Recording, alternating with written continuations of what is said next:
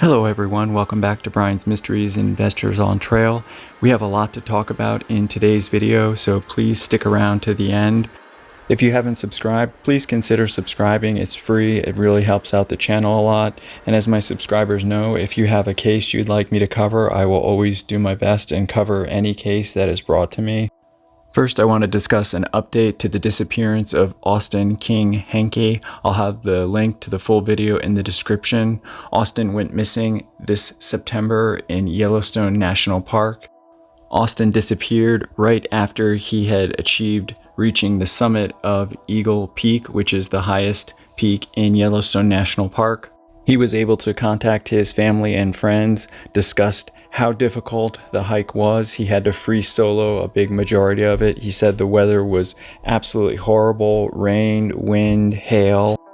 Here is a picture of the search grid map when I did the original video right after he disappeared. As you can see, the blue lines represent helicopters and flyovers with drones. The red is the ground search teams. Now this is the updated map. As you can see, there's been a lot more both ground and aerial searches of that area. Even with all these extended search efforts, and the weather actually started cooperating with them for a couple of weeks, he has still not been found. They did find his journal, which included this note. It is his account of summiting Eagle Peak, the struggle, the horrible wind and rain. He noted that he had free soloed many parts of this ascent, which was a mistake. Even in this account, he said that despite all these difficulties, he loved doing what he did. He encouraged people to go out and be active, and he was thinking about how this would affect him for the rest of his life. He signed it with a smiley face.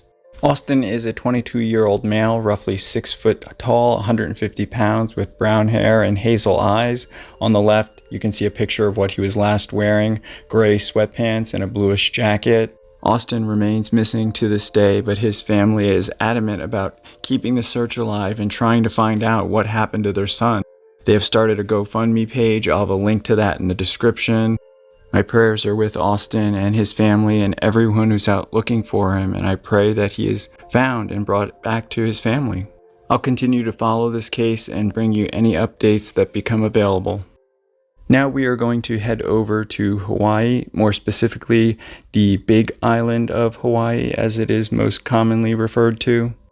We're going to be talking about the disappearance of Kyle Brittain, who is 27 years old at the time of his disappearance. He went missing on August 30th of 2019.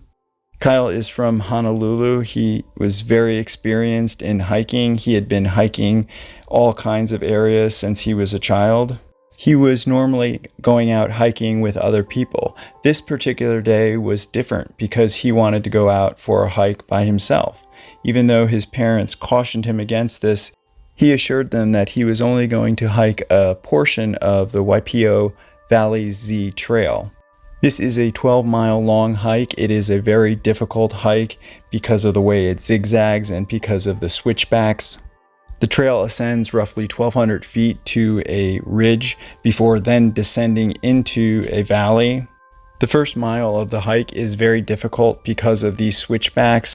The reward is when you get to the top, you have this beautiful view seen here of Waipio Valley. Once you've made it that far though, the trail really gets tough. You have to hike 8 miles through many different hills and gorges. That's when you reach the main valley. It is exceptionally dangerous during the rainy season, and people are encouraged not even to attempt it because of the mudslides. The various rivers and waterfalls also become very flooded. This trail, you have to cross over a dozen rivers along the way, so it's really kind of impossible to do it all in one day. But again, he wasn't planning on doing that. The last reported sighting of Kyle was on the morning of August 30th, 2019 in the Waipio Valley Overlook around 6 a.m. He had asked another hiker where the bathroom was. They spoke a little bit and then they said, "Have a good day," and walked off.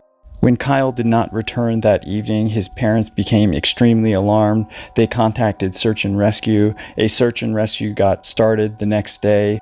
This is a very difficult and technical type of search and rescue. There is a lot of climbing involved. There is a lot of traversing many of these giant gorges and waterfalls, such as this one.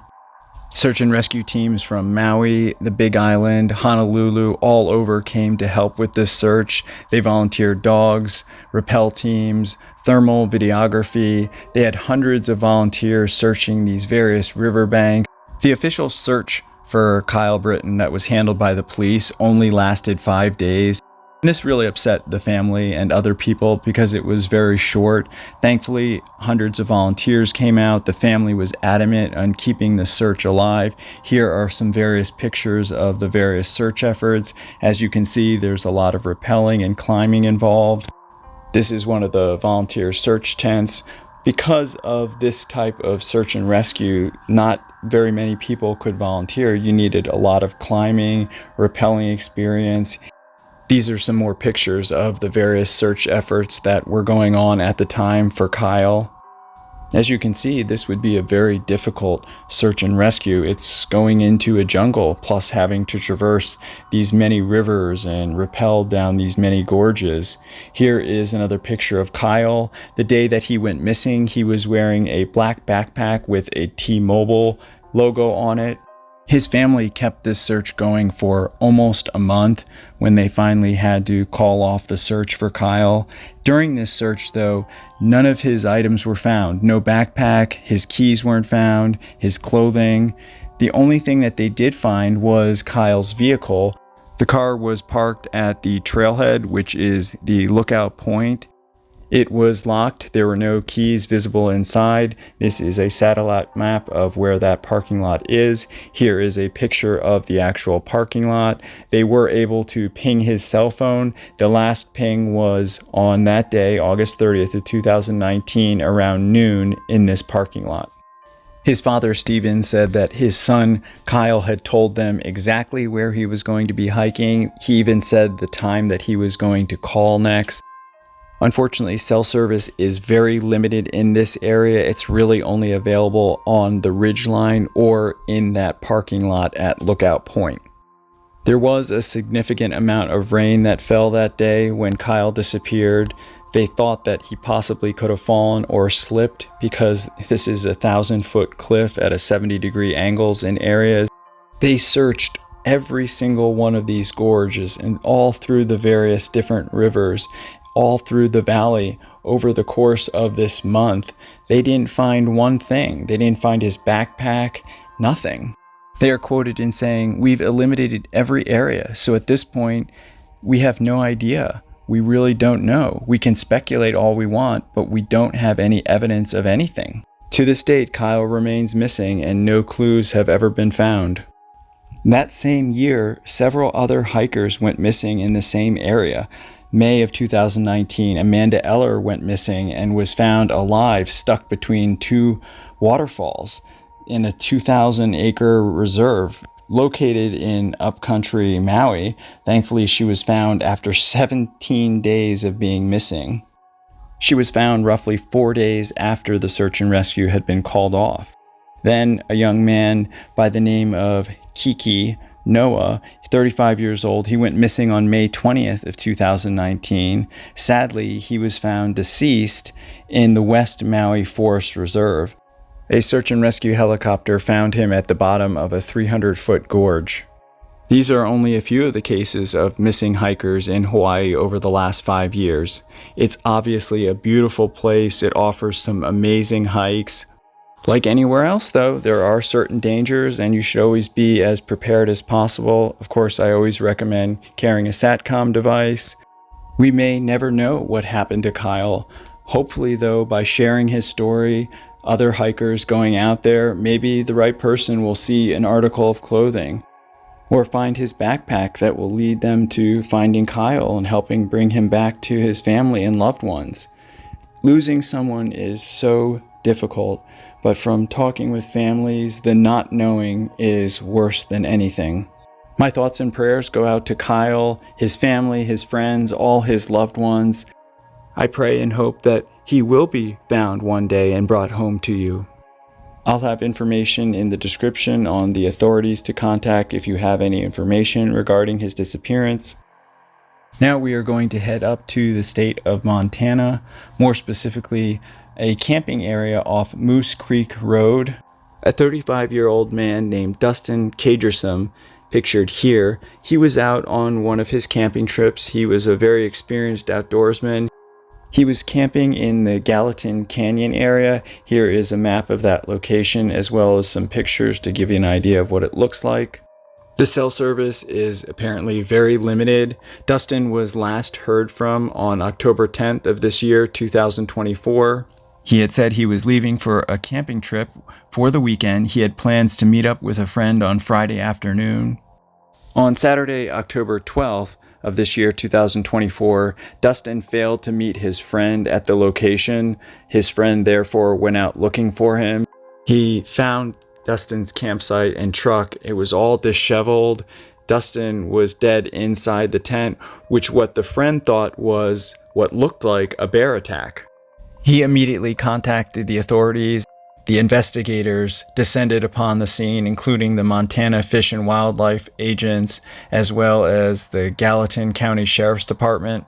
As experts in the field, they knew right away there were no signs of bear activity, not only around the tent.